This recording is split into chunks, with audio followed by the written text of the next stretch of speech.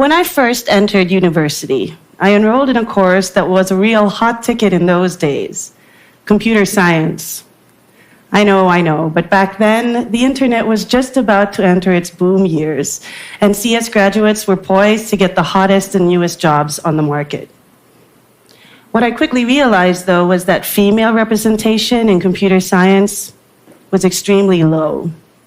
Not only was I one of a handful of girls in my year, but I was pretty much the only Caucasian surrounded by a sea of Filipino-Chinese boys. This meant that many of the ideas and the work that we were churning out were much the same, fueled by students coming from the same gender, socioeconomic, and racial backgrounds.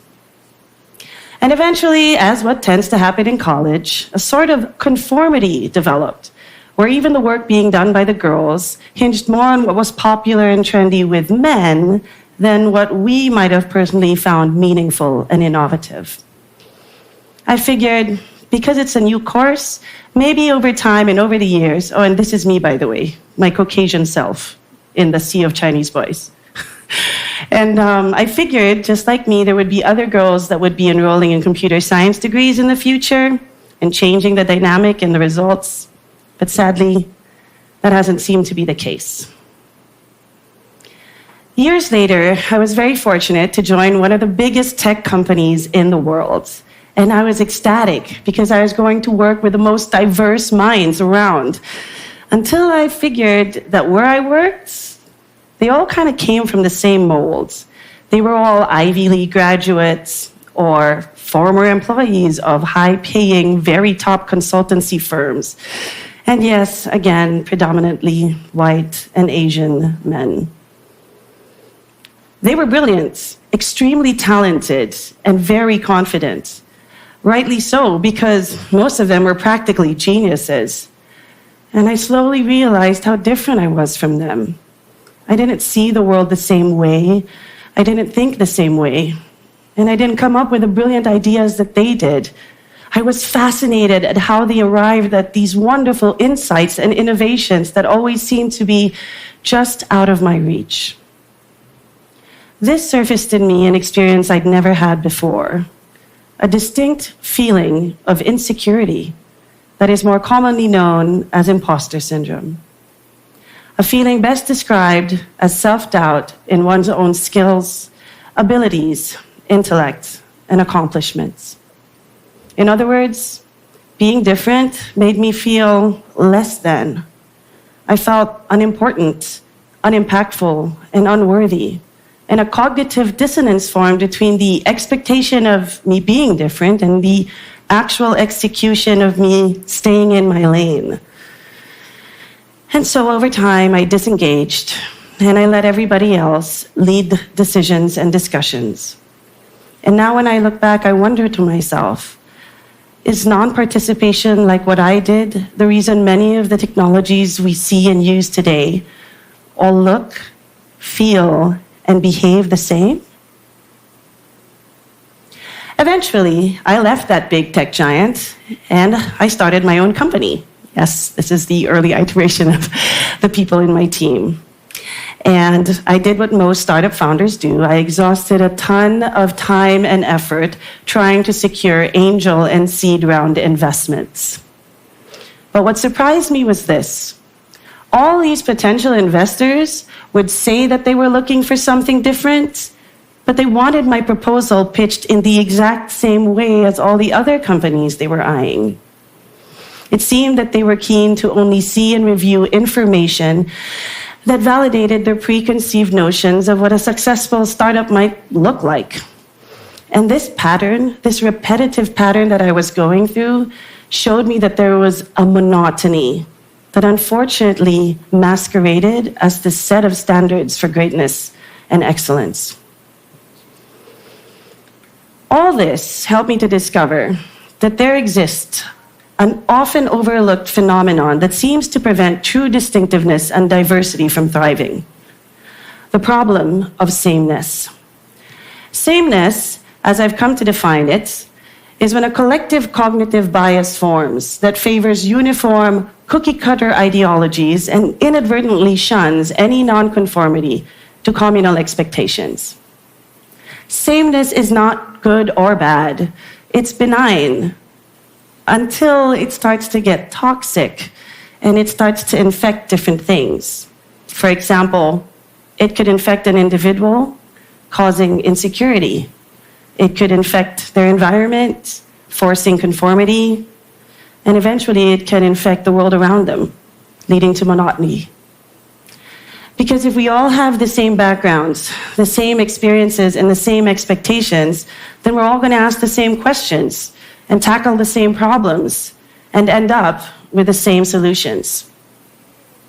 I started to see that sameness was present in many other facets, like critical thinking, how we're more comfortable copying and imitating things and even re-engineering ideas that already exist rather than truly thinking out of the box.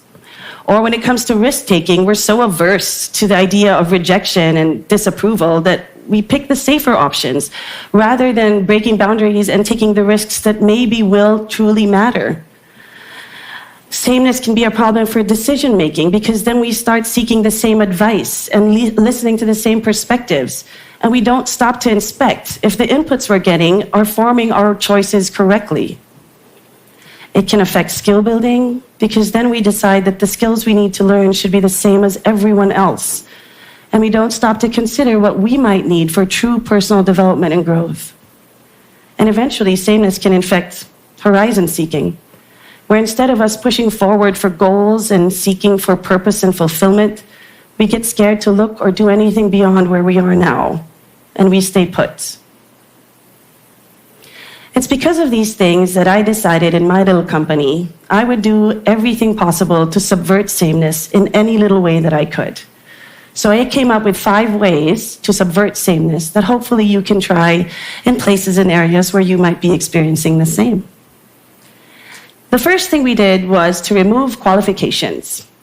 While we did have job descriptions for the roles that we were hiring, we didn't include many, if any, qualifications for these roles.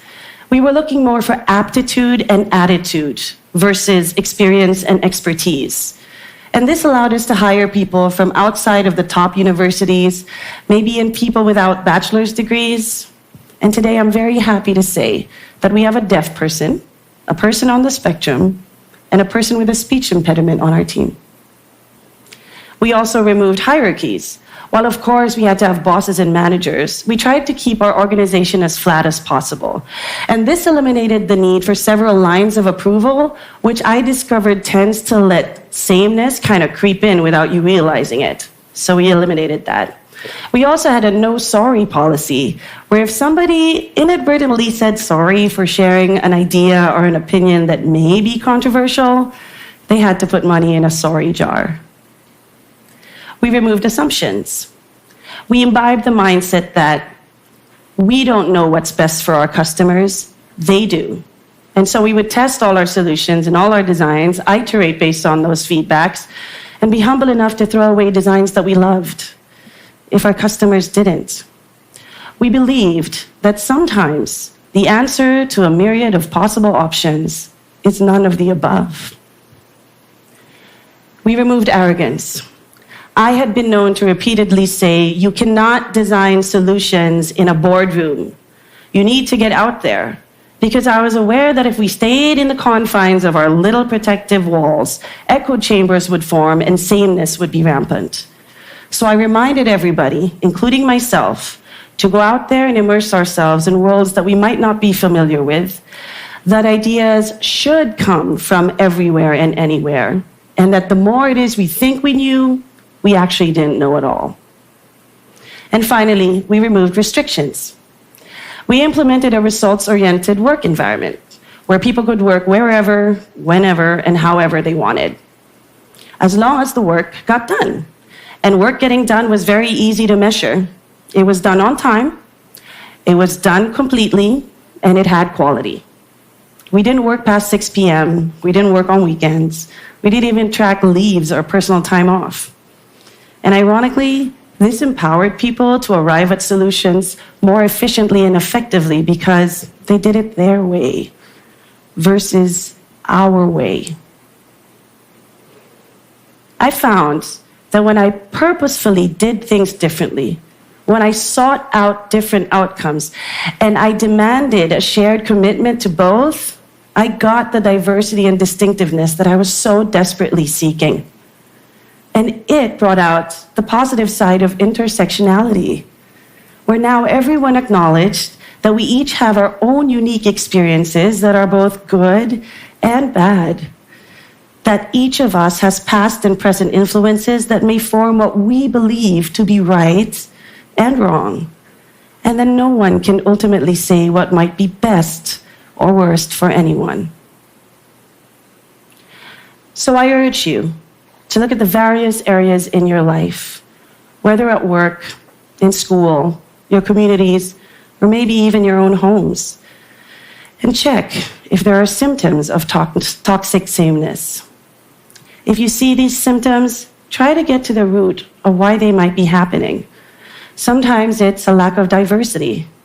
Sometimes it's because we're unaware of our own biases. Sometimes it's because people are uncomfortable to break out of comfort zones.